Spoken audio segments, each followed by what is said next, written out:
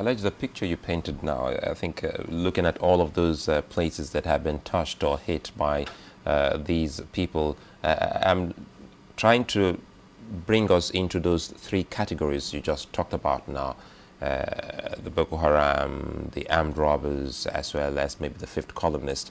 If truly with the sophistication that they have used in getting to some of these installations or formations of the security operatives, it means definitely we should also be looking at that one aspect you talked about, the fifth columnist, some kind of moles within the security agencies, because an ordinary Nigerian, so to speak, just can't beat some of these security and get to their target.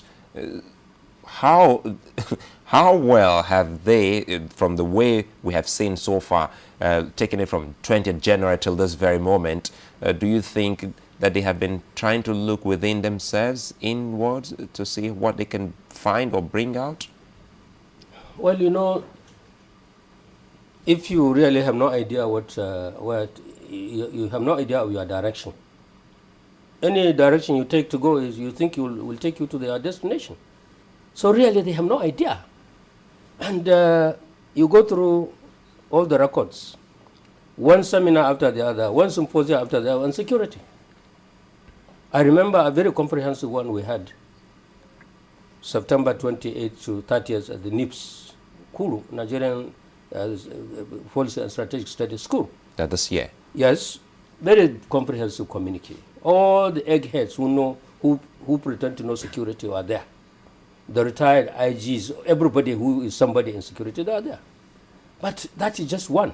So many security organizations, everybody was saying one thing or the other, everybody recommending one thing or the other, but those people who are to act on these things turn either a blind eye or they think they know the answers. They don't need anybody's help. They don't need anybody's advice.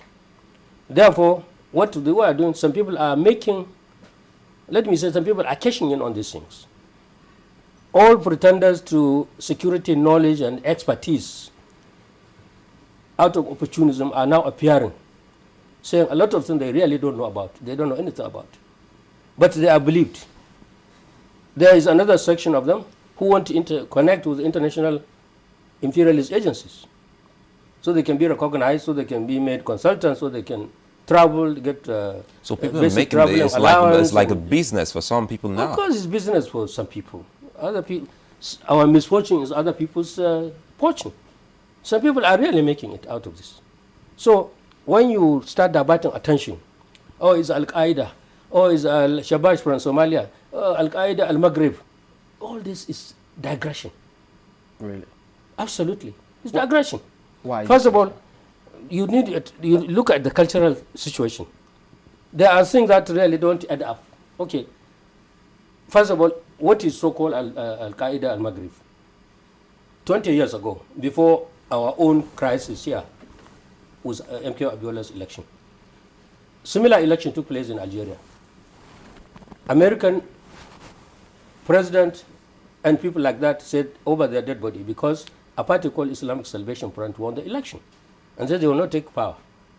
They now mobilize the military to go and take over to deny those civilians from taking power. So those people now felt aggrieved, went to southern Algerian desert and declared war on their government in order to score a cheap point.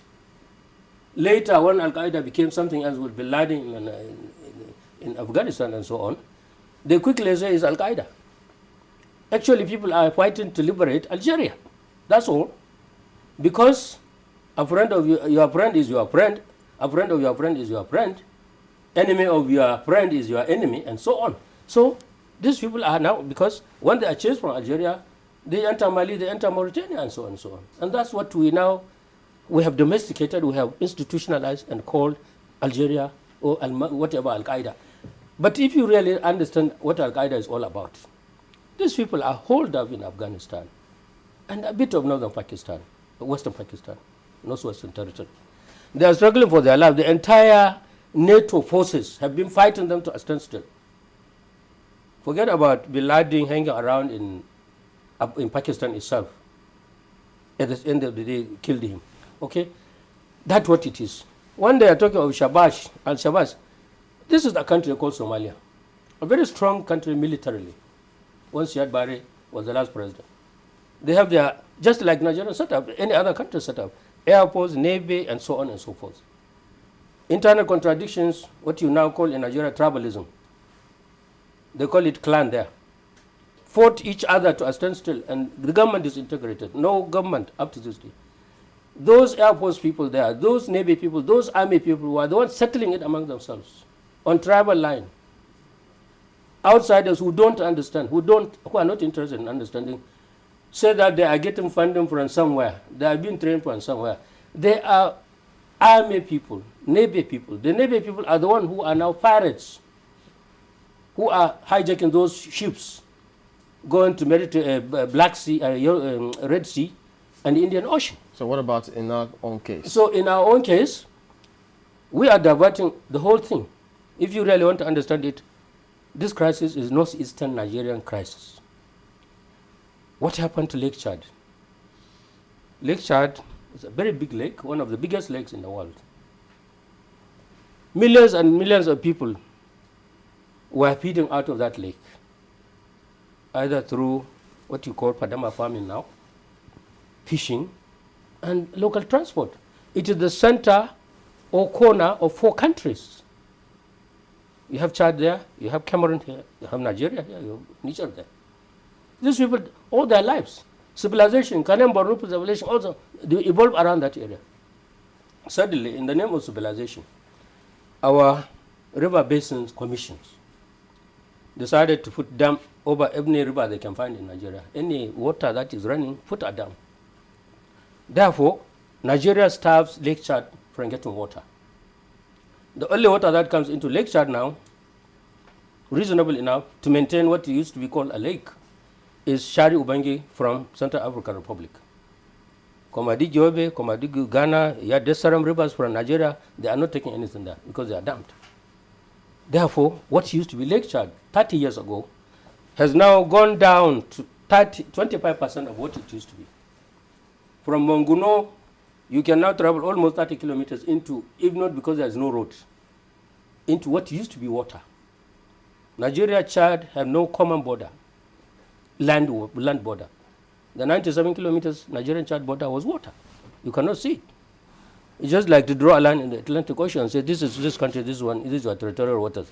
Ordinary person like you and me will never know. So is this as a result of economic Therefore, frustration? you have economy there. Not only that. Hundreds and hundreds of years ago, Muslims from all over West Africa used to travel to Mecca by road, on foot, before anybody discovered cars, before anybody discovered aeroplanes.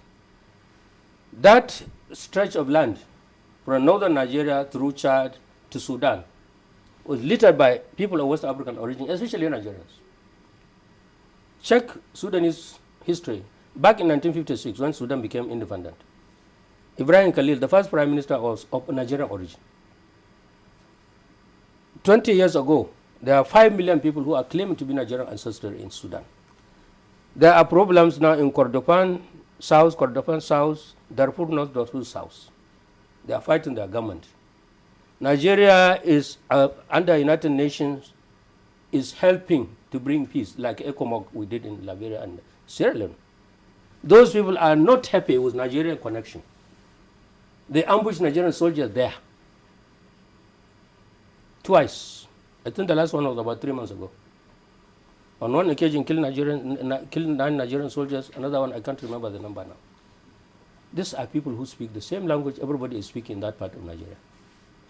Either Kanuri or Shua Arab, whatever you can think of it, Margi language and so on. If there's something happening here, they are aware, and there's communication between them. Go cross to what they call in Jamina now, which used to be called Port Lami. Go all the way to Abechi, go all the way to Adre, into El Pasha in Sudan, or El Obeid in Sudan. These are the same people. If these people come, nobody will stop them because they understand they know us. Most of them can even speak Hausa. If they come to help somebody who is fighting this government, which is fighting them there,